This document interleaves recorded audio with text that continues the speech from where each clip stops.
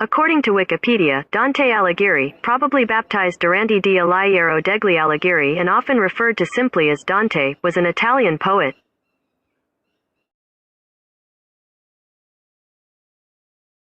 क्या आपको पता है डिवाइन कॉमेडी के लेखक का नाम क्या है? तो उनका नाम है डांटे एलिगेरी। रेविना वासियों ने उनके शव फ्लोरेंस के होली क्रॉस चर्च स्थित उनकी कब्र से निकालकर अपने नगर में दफनाया। Fantastic man. महाकवि दांते को इटली भाषा का जनक तथा इटली साहित्य को नवीन दिशा देने वाले महान साहित्य का ऐतिहासिक गौरव मिला है। अपने महाकाव्य डिवाइन कॉमेडी के कारण वे इटली में नहीं विश्व में सम्मान के पात्र बन गए। 56 वर्ष की आयु में ही उनका देहावसान हो गया, किंतु वे आज भी अपनी डिवाइन कॉमेडी के माध्यम से अमर है और आज भी डिवाइन कॉमेडी 17,000 कॉपियाँ बिक जाती है। के प्रबल प्रचारक महाकवि दांते कुछ महामानव ऐसे होते हैं जो अपने पार्थिव शरीरांत के विद मानव को अपने जीवन काल में दी गई अनुपम देन के अमृतत्व पा जाते हैं। ऐसे ही महामानवों में इटली के विश्वविख्यात दांते की गणना होती है। कुछ ही वर्षों पहले सन 1965 में 700वां जन्म दिवस मनाया गया था। उसके अमर महाकाव्य ही कॉमेडी को एक भी प्रति जब तक विश्व में रहेगी। इस युग गायक गौरांत के पश्चात भी देन के कारण काव्य डिवाइन मरण बना रहेगा। दांते को जन्मतिथि के बारे में कोई विशिष्ट सूत्र उपलब्ध नहीं है, फिर भी प्रतिवर्ष इटली के सभी शिक्षण संस्थान 22 मई को दीने दिवस के रूप में मनाते हैं। इटली के फ्लोरेंस नगर को इस युग गायक को उत्पन्न करने का गौरव मिला। उनका जीवन फ्लोरेंस, वेरोना, रावेना नगरों के अंचल में व्यतीत हुआ। उनके जीवन की सरिता कष्ट व संघर्षों के बीहड़ दुर्गम गिरी गहरों में व सुख शांति के उर्वर शस्य श्यामल समतलों में भी समान गति से संभाव से बही थी। उनकी कविता इन सांसारिक असमानताओं से ऊपर एक दैवी संदेश और मानवीय उच्च आदर्श के धरातल से नीचे नहीं उतरी। जीवन के कड़वे मीठे अनुभवों का असर उसे छू नहीं सका। जब उनका 700वां जन्म दिवस मनाया गया, उस अवसर पर सारे इटली में उन्हें पुष्पांजलियां, श्रद्धांजलियां अर्पित की गई। उनके व्यक्तित्व व कर्तृत्व से जन को परिचित कराने के लिए जनसभाएं आयोजित की गई, टेलीविजन प्रोग्राम रखे गए, किंतु उसी व्यक्ति को जिसे 700 वर्ष बाद भी उसके देशवासी भूले नहीं थे। अपने जीवन में सत्य व न्याय का पक्ष लेने के कारण लंबी अवधि तक कारावास की यंत्रणाएं भोगनी पड़ी। फ्लोरेंस वासियों ने उनके साथ कैसा व्यवहार किया, इसकी स्मृति को स्थायी बनाने के लिए रेवेना वासियों ने उनके शव को फ्लोरेंस के होली क्रॉस चर्च स्थित उसको कब्र से निकालकर अपने नगर में दफनाया। उन पर नाना प्रकार के अत्याचार किए गए, किंतु दांते विषपाई भगवान शंकर की तरह फ्लोरेंस वासियों के द्वारा दी गई उन यंत्रणाओं को निर्लिप्त भाव से सहन करते गए। उन्होंने आने वाली पीढ़ियों के सामने यह आदर्श रखा कि लोक मंगल के पथ पर चलने वालों को जीते जी ही सम्मान मिल जाए, उन्हें अभिनंदनीय मान लिया जाए यह आवश्यक नहीं। यह सब व्यक्तित्व की धार को कुंठित कर देने वाले ही सिद्ध होते। सच्चे लोकसेवी को इनकी चाह व जन उपेक्षा और असम्मान की परवाह नहीं रखनी चाहिए। दांते को इतालवी भाषा का जनक तथा इतालवी साहित्य को नवीन दिशा देने वाले महान साहित्यकार का ऐतिहासिक गौरव मिला है। यद्यपि वे मध्य युगीन साहित्यकार थे, फिर भी वर्तमान युग से सर्वथा अछूते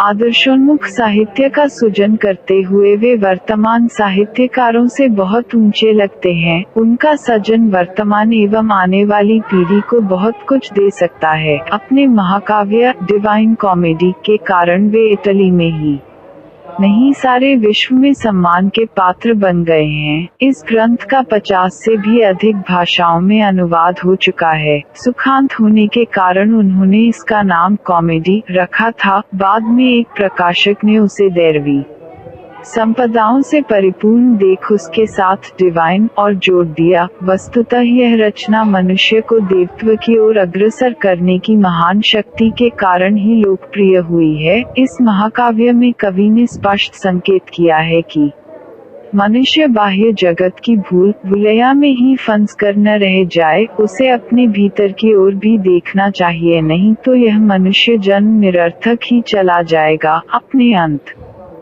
करण में निवास करने वाली दैवी चेतना के निर्देशों को सुनता हुआ वह पापों से विमुख हो और पुण्य लाभ करता चले। पाप और स्वार्थ से ऊपर उठकर विश्व मानव रूपी परमात्मा की सेवा में अपनी ईश्वरीय विभूतियों का नियोजन करता चले। विश्व बंधुत्व व विचार क्रांति के दृष्टा एवं सृष्टा। 11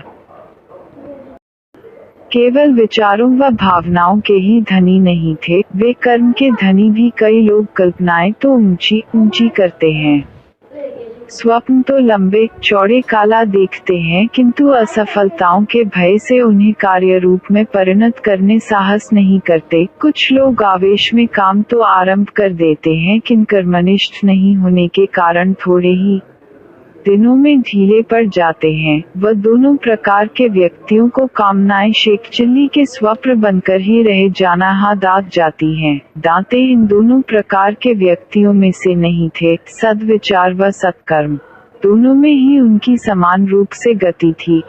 वे अपने महान लक्ष्य को पूरा कर सकने में सफल हुए। प्रत्येक संकल्पवान के लिए यही मार्ग अपनाना लाभकारी है। जिन्होंने इस तथ्य को समझ लिया, सफलता उनके कर्तव्यगत हो जाती है। किसी संकल्प को पूर्ति के लिए जो साधना की जाती है उसे तप कहा जा सकता है। तप के बिना कार्य सिद्धि संभव नहीं होती। तपोबल मनुष्य की उच्च शक्तियों में से एक होती है। इस शक्ति को उन्होंने अभीष्ट प्रयोजन में नियोजित किया तो उनकी रचना अनुपम बन गयो। महाकाव्य की स्याही भी नहीं सूखी थी कि उन्हें प्रकाशक भी मिल गया। अपनी उदात्तता, गेयता व यथार्थ वर्णन के कारण यह महाकाव्य इतना सुंदर बन गया था कि उसका कथानक पाठकों को एक सत्य घटना लगने लगा था। सर्वप्रथम डिवाइन कॉमेडी की 500 हस्तलिखित प्रतियां प्रकाशित की गई थी। जिसने इन्हें पढ़ा उसके मुंह से निकला, आज तक ऐसी रचना नहीं रची गयो। यह अपूर्व है,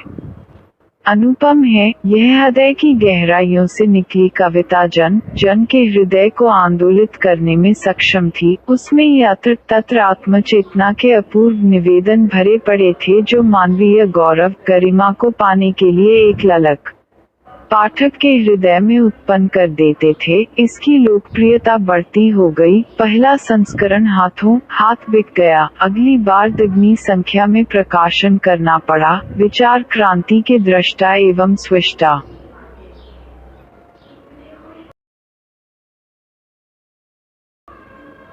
आज 700 वर्ष बाद भी हजारों इटली निवासी दांते की पूजा करते हैं। उनके हृदय में इस महाकवि के प्रति अपार श्रद्धा है। आज डिवाइन कॉमेडी के 20 संस्करण इटली में उपलब्ध हैं। इस प्रतिवर्ष 70,000 से भी अधिक प्रतियां बिक जाती है। फ्लोरेंस गांव की जिन सड़कों पर कभी दांते गुजरता था, वहां अब संगमरमर के स्तंभी पर उसकी कविताएं अंकित की गई हैं। यदि दांते भी अपने यौवन को अपने समवयस्कों की तरह ही गवा देते, तो आज उन्हें इतना सम्मान नहीं मिलता और न विश्व को यह अनुपम महाकाव्य ही। दांते ने डिवाइन कॉमेडी के अतिरिक्त अन्य कई काव्य ग्रंथों को भी रचना की। यूं उन्हें अमरत्व प्रदान करने के लिए यह एक महाकाव्य ही पर्याप्त है। वह सामान्य जन की भाषा के समर्थक थे। लैटिन धनवानों, पंडितों व साहित्यकारों की भाषा भर थी। इटली के सामान्य जन की भाषा नहीं। लैटिन में लिखे गए साहित्य का लाभ सामान्य जनता को नहीं मिलता था।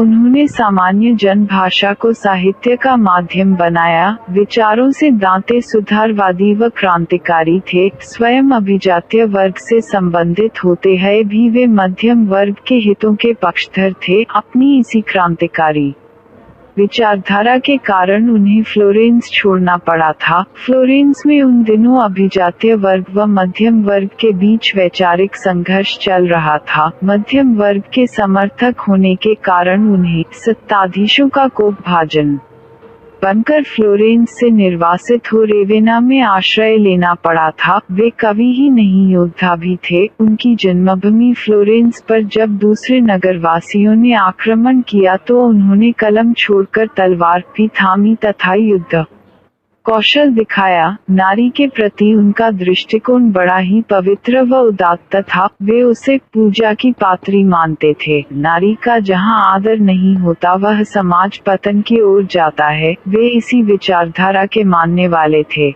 उन्होंने विचारक 14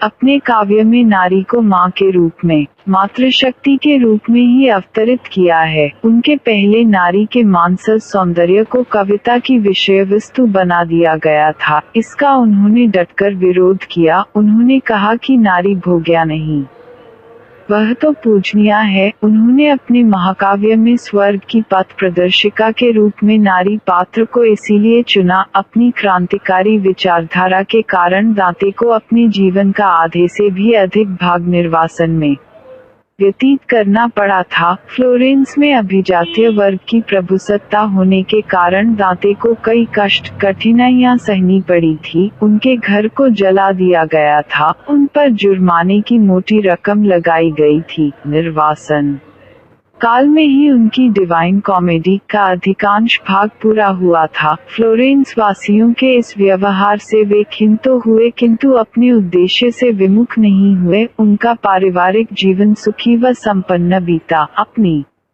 पत्नी और बच्चों के निर्वाह व भरण पोषण का दायित्व वे निर्वासन काल में भी वहन करते रहे थे। कहा जाता है कवि इन दायित्वों से प्रायः विमुख रहते हैं, किंतु दांते में यह प्रवृत्ति नहीं थी। 56 वर्ष की आयु में ही उनका देहावसान हो गया, किंतु वे आज भी अपनी डिवाइन कॉमेडी के माध्यम से अमर हैं और कवियों व सामान्य जन को अपने व्यक्तित्व व कर्तृत्व के द्वारा दिशा दे रहे हैं।